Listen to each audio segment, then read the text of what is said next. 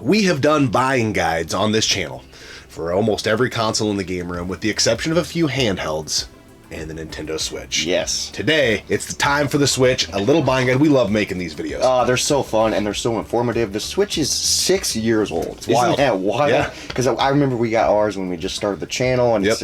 it still feels like a new console to me. Yeah. But there's 3 versions of the Switch, which Yeah. is really cool. I love it. I love the Switch so much. Yeah, so if you're watching this and you already have a Switch, you may find some things that are beneficial that you didn't know existed, or games or suggestions, things like that. You're like, oh, that could enhance my experience with the Switch. If you've never taken the dive and got a Nintendo Switch, I think there's a lot of meat on the bone for you here. So let's start with the console itself, and we're going to work things backwards. The most recent edition of the Switch is the OLED model with the improved kickstand. Yes. The screen quality is a little bit better, and the docking station has an actual Ethernet cord port. Aside from that, you have the original still. We play our Switch 90% of the time docked. Yeah. There's really not much of a difference. It has double the memory. Yeah, the memory is nice.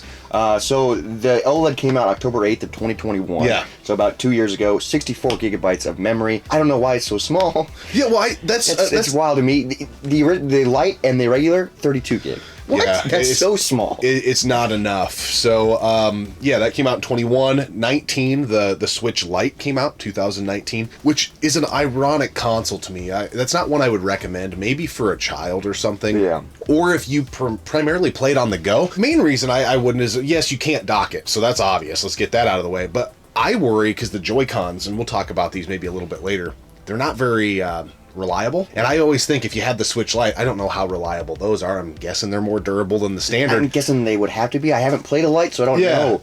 But if one of those goes bad, because it's stuck in. Yeah, what do you do? Yeah, so I play it mostly docked, so the Switch Lite doesn't have any effect on me. But if you travel a lot, or you like doing that, maybe Switch Lite, it is cheaper. Yeah. You know, and then I have the original at home that came out in 2017, March 3rd, 32 gigabytes. And I've had it for 5 years, and it still works. Yeah. It still looks great. It still plays great. Memory's kind of an issue, but other than that, I think the original still is just fine. Yeah, yep. I think so far, and we haven't experienced issues with the Joy-Cons. That being said, we barely play with the Joy-Cons. Yeah. So let's use that to parlay into the controller talk. So out of the box, you get the Joy-Cons, right? We've got some set of pink and green, and then I've got the Splatoon ones. I think you have the red and blue pair, the standard issue. These are neat because they can be used as individual controllers if you're on the go. It's not ideal, but it can get you by in a pinch. I played Mario Kart and Smash, with the sideways controller, and it's fine, but you're like, I just want a real controller. It kind of feels... What I do like about the Joy-Cons is it's very gimmicky, but it reminds me of the N64 because of the colors. Yeah. Because it's just like, okay, I want that color, I want that color. I don't like playing with them, so why am I getting the colors? I don't know, because it's cool. But it comes with the Joy-Cons, and I don't think they're very reliable. Yeah. I think they break easily. One of my buddies, he accidentally dropped one and it broke, and he had to buy another one. I think they're kind of cheap. Even if that wasn't an issue, I don't necessarily love the feel of the buttons or the joystick. They feel very small to me. Yeah, they do. They're very small. So I prefer to play it docked with what is an amazing Pro controller. And this is the Nintendo branded Pro controller. It's a little expensive, but man, it is worth it. No, we both have one, and it is so awesome. The battery life lasts a while. Yep. The controller feels great. I play with that all the time, and it feels so good. And it's wireless, obviously, so that's even better. It's one of the best controllers, I think, out there. I think it's right up there with, the Xbox One controller, series controller. I freaking love it. I think it feels great, and it's great. Gets the job done. So here's a third-party option that I want to throw out there. I don't know a ton. There's a ton of offerings for third-party controllers. But Hori makes this, and I think it's called a Pro Grip. You'd maybe want to look into that a little bit. But when it's on its centerpiece, right, I think it looks goofy. But that's not what it's for. They're basically two Joy-Cons. And when they're on, hefty, dude. It feels like you're playing with a Pro controller. Now, it does make it a little goofy to fit into like a travel case or whatever. Yeah, because they're massive. But these, they take that handheld experience and they make you feel like you're playing with a Pro controller. It makes it feel like you're playing with like a legit console on the go. It's so nice. It does kind of suck because we have really small travel bags and they don't fit in them. Yeah. So that kind of sucks. But, dude, I would much rather play with those than the Joy-Cons. It just feels so good. It is a little weird when you have it docked and just plugged in. It just feels really Yeah, for sure. Big, but it's really great. Nintendo also released, because the online component has the NES app, the Super Nintendo app, Genesis app, and N64 app. We don't have the Genesis controllers or the N64, but we do have the NES and Super Nintendo controllers. Form factor is great. I always thought the NES one has a little more of a shallow D-pad than the original controller did. Super Nintendo feels great. The NES ones are goofy because they dock to charge. Yeah, it's really weird. As opposed to the Super Nintendo one, you just charge via USB-C. So that's kind of goofy. I think these controllers, though, are really freaking sweet. Yeah. They're awesome, especially if you grew up playing NES or Super Nintendo. Yep. Very nostalgic. Wireless. I love that we have them. Yeah. But do we use them? Not really. Yeah. They're kind of just cool. Yeah. Kind of just cool to have, and I don't know. I just rather play with the Pro controller. yeah, and to be perfectly honest, and it's probably, I think I would use them more if I didn't have the real shit. Yeah. Right. But if I'm playing Super Nintendo or NES, I'm playing Super Nintendo or NES. I'm not playing it on the Switch. I barely play the apps. It's cool that we have them. Yeah. But it's kind of just gimmicky, but it's really cool too. It is. It's a great offering. I think if somebody wasn't a collector, I think it's a great option, and I do like it for when I'm on the road. Yeah. It's awesome. But like I said, they do offer a Genesis controller, an N64 controller, same type of deal. They just charge, and you can play using those apps using the original feeling controller. I think there's a Genesis 3 button that was officially released through Nintendo. There is a 6-button controller that was officially released through Nintendo, but it's in Japan only. Yeah. So obviously with the internet, you could probably get it. Yeah, you can import it. Yeah, you can import it, get the 6-button. Also, Retrobit makes a USB Genesis controllers that work with the Switch. I think there's a little bit of finagling you have to figure out, but they still work, and that's pretty cool. Yep, and we could go on and on and on. I know 8-Bit Do makes a controller that works with the Switch. There's tons of offerings because of the USB connectivity. There's so many different types of controllers, third party, first party. These are just the ones that we know and talk about. Yep. And we love. Yeah, but I would recommend the Pro controller. Absolutely. It's so good. We already kind of referred to it a little bit with the memory on the consoles. One thing that I think can enhance a gamer's experience with the Switch is the Pro controller, right? But then adding more memory. 32 gigs out of the box on the original and the Lite. That's not going to do it, folks. That is not that much space at all. Like, I think one or two games can take up 32 gigs. So it does have a spot. I know on the OLED it's under the kickstand where you can add a micro SD card to increase the size. I highly, highly, highly recommend doing that. There's just not enough. There are so many Switch games available, physically, digitally. I thousands and thousands and thousands of games. It's crazy how many games are on the Switch, and 32 gigs, 64 gigs. It's just not going to get the job done. I know most of the games aren't as big as Sony and Microsoft games, and there's a lot of indie games that are, really small. But man, if you're a hardcore gamer, you start getting games, you're like, fuck, out of room, dude. That sucks. Speaking of games, we go through these and kind of, is it worth owning a Switch? Is it fun to collect for the Switch? And games is very, very important. And we've talked about mostly hardware to this point. Now it's time to talk about software. Exclusives for the Switch, I would say for a few years, maybe 3. I kind of beat the Switch up a little bit, maybe even on the channel because of this, because I felt like initially the Switch was riding the Wii U's coattails. It was a lot of re-released games from the Wii U. It was just, we already have that game on the Wii U, but they're releasing it on the Switch. So then early on when we got our Switch, we didn't want to re-buy games because we had them for the Wii U. So we were like, what's the point? There is a lot of great exclusives now. We're only going to talk about the ones that we have and have played. Yep. But first off, dude, one of the first games I bought for the Switch was Mario Odyssey. That game is incredible. I could not stop playing it. It is so good. Metroid Dread. So those two games in particular, Odyssey and Dread, those were two rabbit hole moments where the channel pretty much shut down. Yeah. Because we couldn't stop playing those games. There's another game that's coming up that's we're playing right now that stopped the channel too. But. I think... I put it up here, Mario Kart 8 Deluxe. The reason I put it up here, that was a Wii U game, Mario Kart 8 was. But they have added so much more to Mario Kart since it came over to the Switch with the season pass of the tracks and all that type of stuff. If you're a member of the booster pack or whatever it's called, you have access to all these extra tracks and characters. And we bought this game again because, dude, we love Mario Kart, and it makes it feel like a new Mario Kart game with all these extra maps and stuff. It's so cool. The cups that they've added in the tracks, the game is damn near doubled in size. Yeah, and it's like it's Irish. Yeah, dude, I think there's 3 more map packs they're going to release too. Yeah. So I think by the end of 2023, those will all be out. Yeah. Which is that's so. Every time they release new tracks, I'm like, oh, a new game. Yeah, I get excited. Sure. Luigi's Mansion 3, awesome exclusive. They did a great job with that game. Tears of the Kingdom. Yeah, Tears of the Kingdom. This is another game where we have stopped doing everything. Yeah. We stopped making videos. We've been playing Zelda. I kind of just want to play it right now, but we have to film this. Dude, Zelda's so good. Obviously, there was Breath of the Wild, but that was on the Wii U. But this game is incredible. Yeah, Breath of the Wild's great, and a lot of people think of it as a Switch game. It was co-released on the Switch and the Wii U. Yeah, it came out at the same time. So it wasn't exclusive to the Switch, but as great as that is, Tears of the Kingdom to me makes Breath of the Wild feel like a tech demo for Tears of the Kingdom. Dude, it's so good. And then we've already kind of mentioned it, but Smash Bros. Ultimate. Yeah. I think it might be my favorite Smash Bros. Ever just because of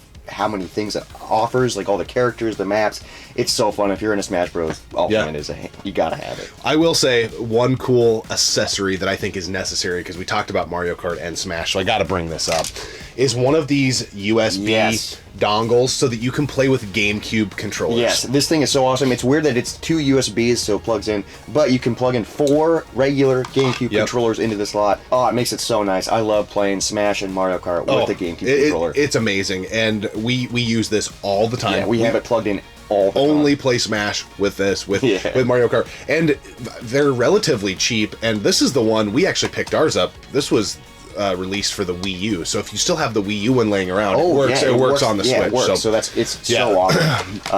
Because GameCube controller is one of my freaking favorite controllers. Yeah, absolutely. It's so awesome.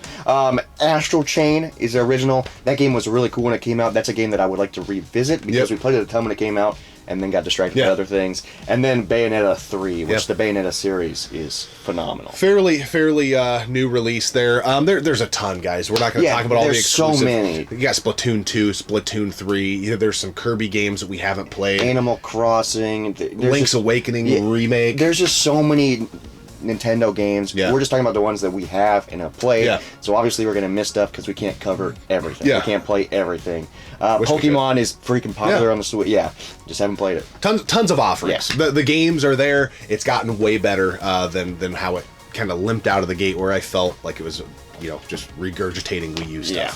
And then obviously those are just first party games. There is a ton of third party games that are available on Switch, and then also available on PlayStation 4, PlayStation 5, Xbox One, Xbox Series X or whatever. So many games. For sure. And I don't really get into those on the Switch. I don't know what you're thinking on it is, but I opt to get those games typically for the higher powered consoles, because the Switch is not a powerhouse by any means. Yeah.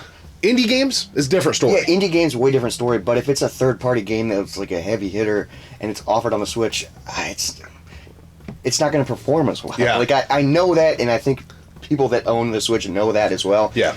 The Switch is mostly for first-party Nintendo games because that's what it's designed for. You can obviously play it, but it probably will struggle. There will be like some loading and stuff like that. But I'd rather get on the PS4. It is miraculous though that the Switch can do what it can do, being as underpowered. I mean, I think it's like right in there, maybe not even as powerful as a PlayStation 3. Yeah. And what it can pull off, it really speaks to how important games are. Yeah. Games are so vital. You can have the nicest car, ever, but if it's a piece of shit and has no applications and it's just whatever, it's not going to be good. It can have the most horsepower and all this. Yeah, but if it's not fun to drive, who gives a shit? You can have the most decked out, most powerful system, but if it doesn't have games that can support it, Nintendo's so genius about they don't need the most power to make these beautiful games. Like Tears of the Kingdom, man, that game is beautiful. Yep. But there's areas where they don't need it to be powerful because they've figured it out. They kind of trick you. The last time Nintendo had a console that was, I would say, maybe not completely on par. It wasn't the most powerful, but it belonged in the generation it was in, was the GameCube. Dude, ever since then, the Wii was way underpowered. The Wii U was way underpowered. That's what Nintendo does. Yeah, it's the NES was right where it needed to be. Super was right where it needs to be. 64 is arguably the most powerful of the generation. GameCube fit in, and then it's just, and now it's just about games. But yeah, Nintendo doesn't worry about that because they worry. I think they spend more time worrying about the games than they do the console, which I think is really cool. Obviously, you know, the Switch has been out for 6 years.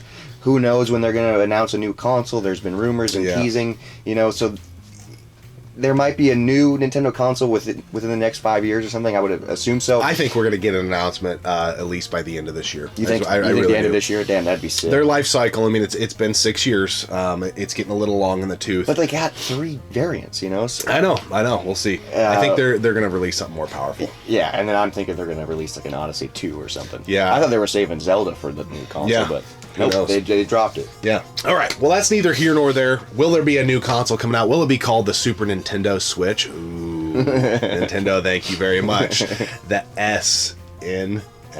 The SNES. I don't know. Yeah. But anyway, we talked about Wii U games and how that was, as Wii U fans, that was annoying that we had this new Nintendo console and the games just kept being the same.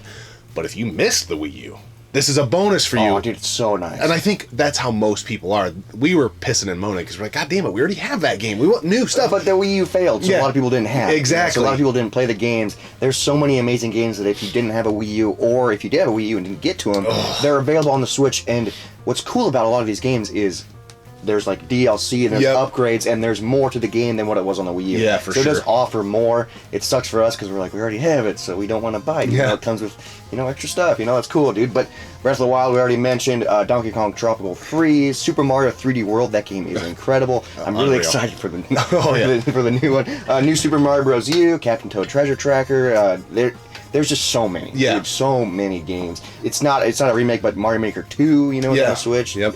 I mean, the Wii U is pretty freaking awesome, I just gotta say. So if you missed it, this is a really good chance to play the games. And what's cool is like Donkey Kong or Mario 3D World comes with Bowser's Fury, like the DLC and all that stuff. So there is more stuff to offer. So if you missed it, now's the time to get into it. Right, the online component of the Switch. I think there's a lot of value here. And there's basically 2 versions of the online package that you can get. First and foremost, there are some games that work fine, but Nintendo still hasn't figured out its online interface. Like if you're wanting to play online gaming, that type of stuff, Splatoon, for whatever reason, they've made that one work fine. But I remember when we got the new Strikers. Remember trying to play that online? It was just janky as hell. It didn't make any sense. Yeah. And what I feel like the online aspect, they were pushing really hard. Yeah.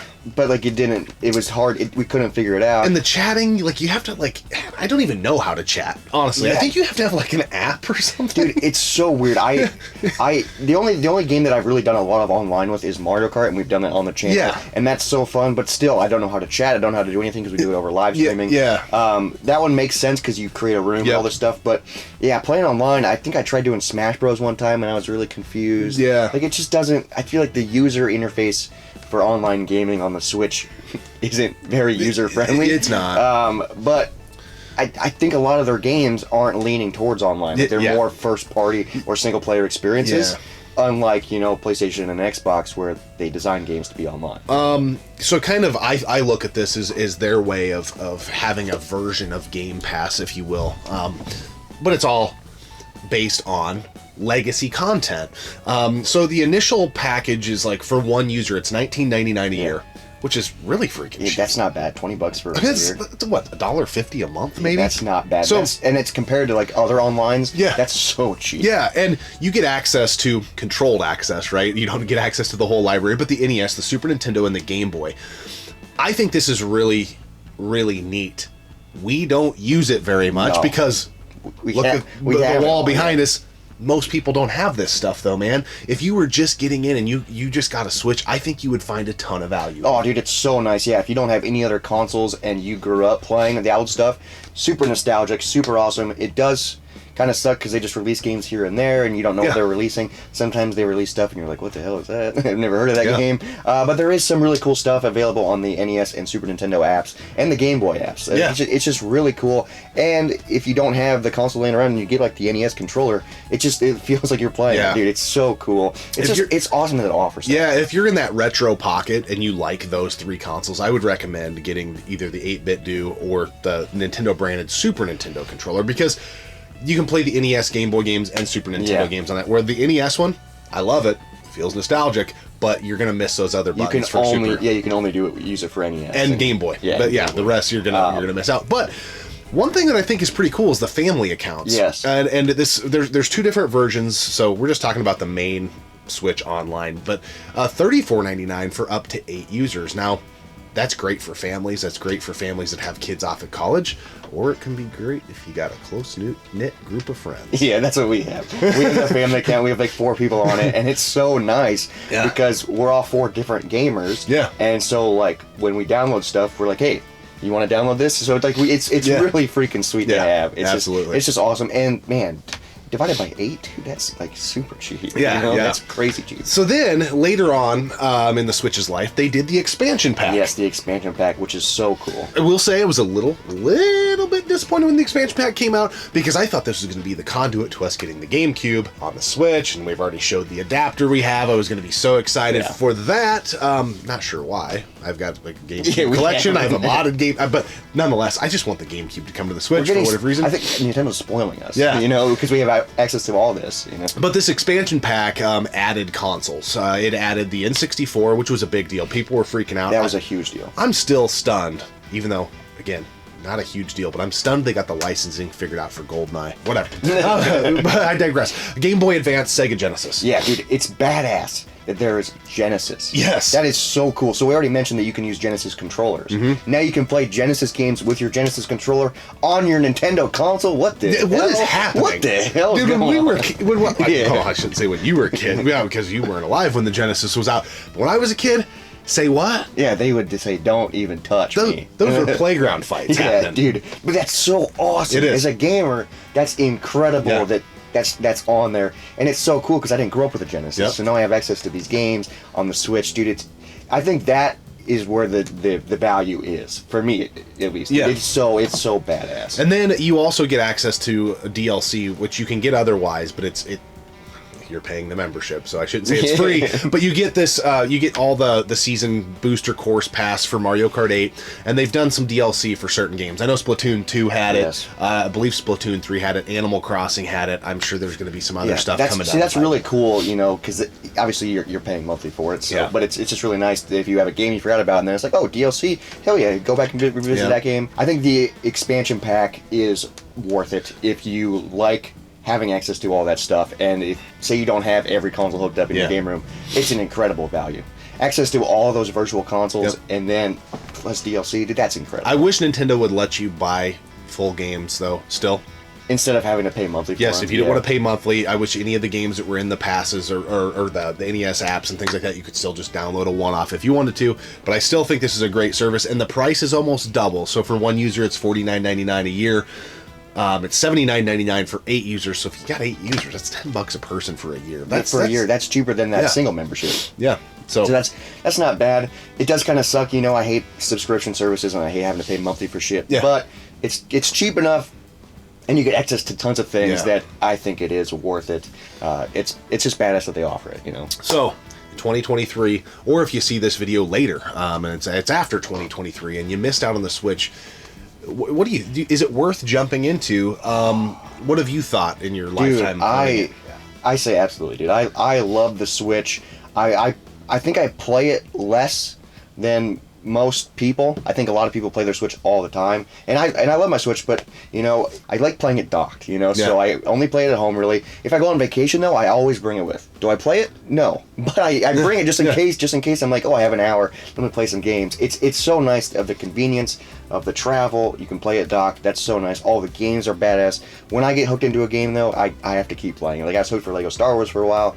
We're hooked on Zelda right now. Odyssey, you were nuts. Yeah, there's so many games that once I get my freaking fingernails into them, I have to beat. Yeah. So I say absolutely, dude. It's so badass. It is. I would agree. It's a really fun console to collect for. I think if you wanted to jump in and collect for something, there are so many physical games. Yeah. This is maybe going to be one of the last consoles, I think, that's highly collectible. We'll see what happens. I don't know what Nintendo's going to do next, but we have got into this space where the digital world is taking over. Yes. Physical games on the Switch are still a thing. Now, there are these rumors out there that the DRM memory or whatever that they use, that's way technical terms over my head, is going to go bad at some point. I can't speak to that. Whether it will or won't, I don't know. I've never experienced that. What is weird, though, about collecting, and, you know, games are still being made for this, is when you buy games on, like, the second or third market, it's a lot of just cartridge only. Yeah. So that's what's going to be weird about collecting for this is you don't find the cases. Like at thrift stores and pawn shops, it's just cartridge only. Yeah. I don't know why. I think people, you know, put it in their travel case and they just throw the cases away. But that's to me, I like having the cases. Yeah. I don't like having loose carts around. Same thing that happened with the DS stuff. Yeah, the DS. Yeah. It's so weird. So I think keep your cases if you're going to buy them, because down the line, people are going to be like, I wish I had the cases. I wish I had the cases.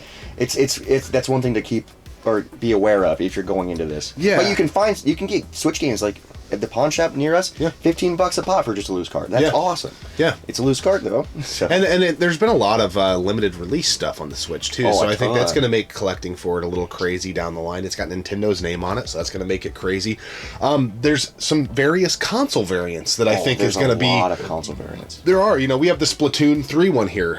They had a Pokemon one come out. They have, just came out, the Tears of the Kingdom one. There's a Mario one. There's various ones that have came out over the years. I think that's going to add, because that's fun for gamers. Like, it's fun to me that when I'm at your place, you have a different Switch than the one I have. Yeah, I know, dude. We have other friends that... Oh, the decals on the Joy-Cons, the way like the dock looks, it's just so cool. And it, like I said earlier, with the Joy-Cons, it just reminds me of like the N64 era, where it has all these fantastic colors, you know? It's just fun. So I think not only is it a fun console just for the playing aspect, I do think it's going to be highly collectible. I think people will be very, very nostalgic for this system, because it's played by such a wide swath of people. Yeah. Kids love the Switch, adults love the Switch. One thing that I think is so cool is how that has happened, like it did with the Wii, where tons of non-gamers, I'm running into people that are playing Tears of the Kingdom that I don't think have played a video game in 10 years. Yeah, but they got it. They went and bought a Switch just so they could play the new Zelda. Yeah. Like, that's so cool. I know so many people that aren't gamers that the only console they have is the Switch. Well, and I think the offering for those people is so unique, and it's so cool that you can buy one Nintendo console and have access to so much variety, whether it be indie titles, whether it be Nintendo classics from yesteryear, new third-party stuff, new Nintendo first-party titles. The list goes on and on. It is Nintendo's so good at making it so it's a console for everyone. Yeah. Kids love it, adults love it, hardcore gamers love it, casual gamers love it. It's just such an awesome, diverse console that offers. If you're like a different type of gamer, it offers that. If you're like our type of, it's so awesome that it just has all this available, and it's user friendly. Yep. Like, that's a big deal. Pop a game in, it plays, easy peasy. I love the Switch. Last note I will have, though, these things are dog shit. I do not like the Joy-Cons, but other than that, I do love the console, and I used to think it was riding the Wii U's coattails, but I've kind of came off that opinion, because they do have a lot of stuff that they've released on their own right. They do. One thing I want to bring up real quick is, this does have freaking gyro in it, so there are some games that use, like, motion, if you will. Just be wary of that, because it doesn't quite work.